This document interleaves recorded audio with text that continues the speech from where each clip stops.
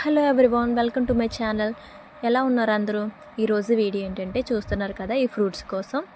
ఈ fruit name ఏంటో తెలుసా? మా సైడ్ అయితే దీన్ని లక్ష్మణ ఫలం అంటారు. దీనికి ఎందుకు ఆ నేమ్ వచ్చి ఉంటుంది తెలిస్తే కనుక కామెంట్ చేయండి. మనం ఎక్కువగా అయితే ఈ సీతాఫలాన్నే చూస్తాం. ఈ లక్ష్మణ ఫలాలు, రామ ఫలాలు అనేవి చాలా రేర్గా కనిపిస్తాయి. చాలామందికి వీటి గురించి తెలిసే ఉండదు అసలు. ఇప్పుడు ఇవి కనుక దొరికితే అస్సలు ఎవరికైనా ఇవి కనిపిస్తే అస్సలు మిస్ అవ్వకండి. ఎందుకంటే చాలా హెల్త్ బెనిఫిట్స్ ఉన్నాయి.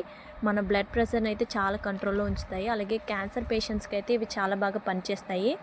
ఇవి ఫ్రూట్సే కాదండి, దీని ఆకులు కూడా మనకు ఉపయోగపడతాయి. సో మీకెవరికైనా కూడా ఈ ఫ్రూట్స్ దొరికితే అస్సలు మిస్ చేసుకోకండి.